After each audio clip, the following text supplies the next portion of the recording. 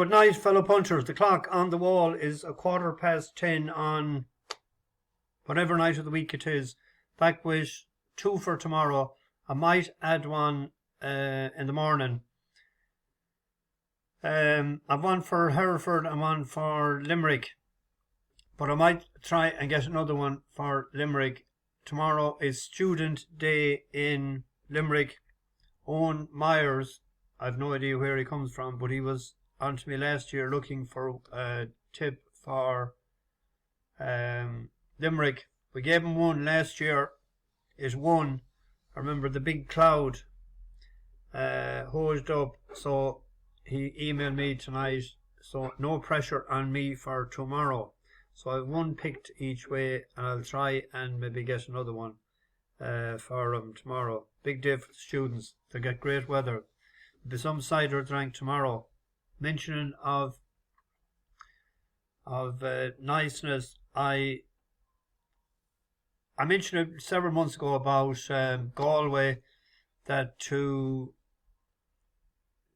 €100 you buy a season ticket for the races. So they have 12 meetings for the year. That works out just over €8 per meeting. Fantastic value. And they sent a calendar as well, and they sent something else.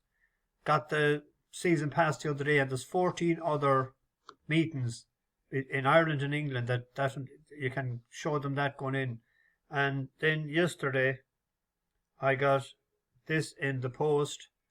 Another year older means only one thing. My birthday was the other day, and in the inside of the card, lo and behold, a tea bag. Happy birthday.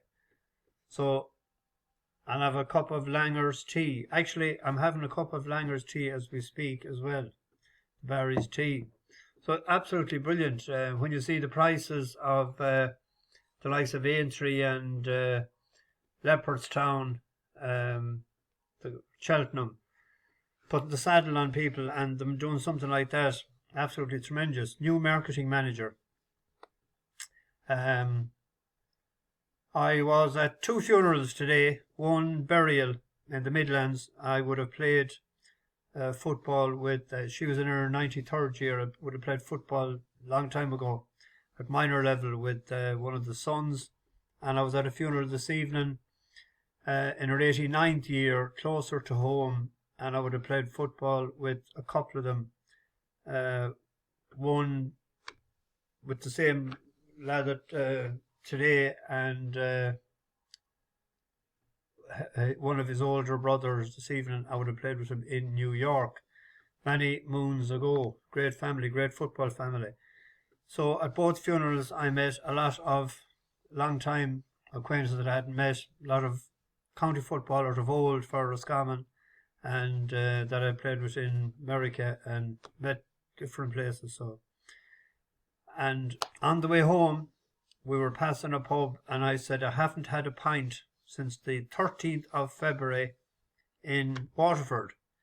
And I said, we'll have one. And that's exactly what we had. We had 1 pint.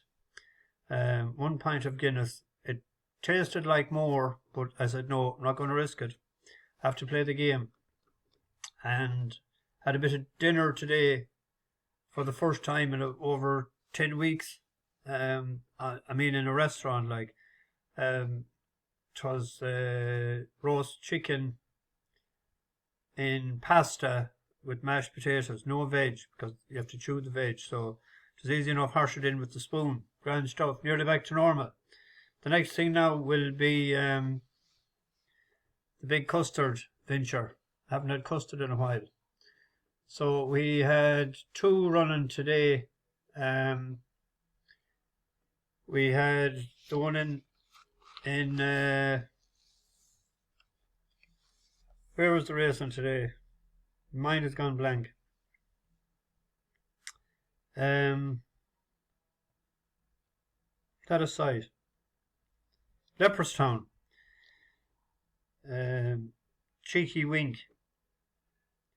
The horse that beat it, Cheeky Wink beat it. It was in the same race. They both ran last in Roscommon. Cheeky Wink was well ahead of it that day, and The other one obviously strengthened up more and is more forward. There was 10s into 7s before the off. Ours was 8s and 9s all day. So I made a profit on the race. And then we had Any Tricks Will Do. So that opened up at 8-1. I had a few pound on it at 15-2 with the green bookies. I was delighted because they're as main as dog shite normally with prices the evening before. But I caught them yesterday evening with a few pound on it. And it was 3-1 last night, 11-4. You could always know sort of an ounce of breeding is worth more than an ounce of feeding. The two brothers I said last night, staying distances, they had one. Beg to differ, and how was the other one? Forget.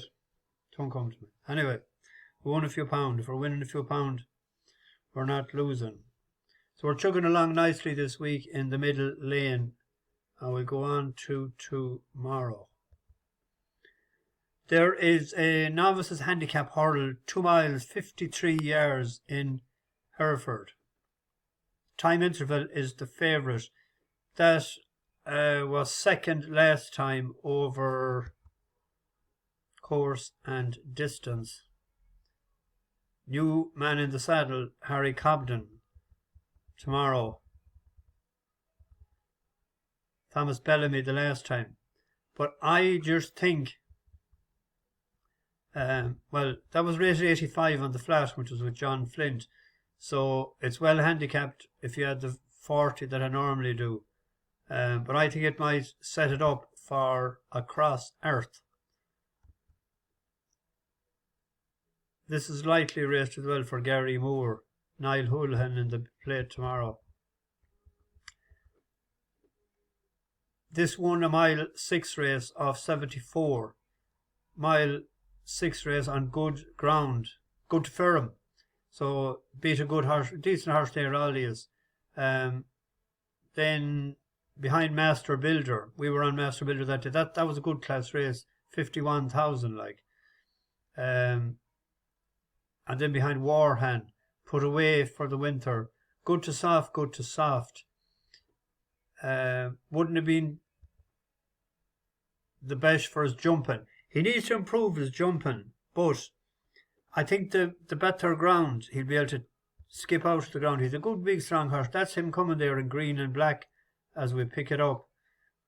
And this was over 2-3. And now Tom Cannon or gets 2.5. On Believe It and You Can, urging this well-back favourite to try and pick up the leading trio, but at the moment... So at the 2 mile mark, he travelled like a dream into this race. And it's just that he got... got outstayed. It flats the boards to do so. They're going over the second from home, still a Bit half sloppy a mile with the out. jumping. And El Gavilan has the lead over the mound. To Annalise being driven along now in second. Across Earth is in third and travelling just as well as the leader. Back in fourth, Believe It and You Can, who is still flats the boards but only 2 lengths off the duelling leaders. Then there's a break of some 12 lengths back to Fram Castle, and then Vorderman, who is tailed off, and so too is Like Magic, and also tailed off is Eastone Bucks. So now they're into the turn, racing on towards the final quarter of a mile. They now just have the one more flight to take. El Gavilan has the lead, but Believe It and You Can has now come through to take that lead from him in the hands of Tom Cannon, who has been hard at work for a long, long way. But Believe It and You Can goes over the final flight with the lead, which is extended to over 2 lengths. Staying on the outside across Earth, towards inside the long-time leader is El Gavilan with a half furlong to go. It is Believe It and You Can. You better believe it, the well-back favourite takes the Stratford opener. Believe It and You Can. El Gavilan held second, across Earth in third, and in fourth came Annalise. Halfway down the back. That was only its second run over hurdles. And it's a half brother to Goblet of Fire. And that won a race of 108, a handicap hurdle on good ground for Nicky Henderson last October.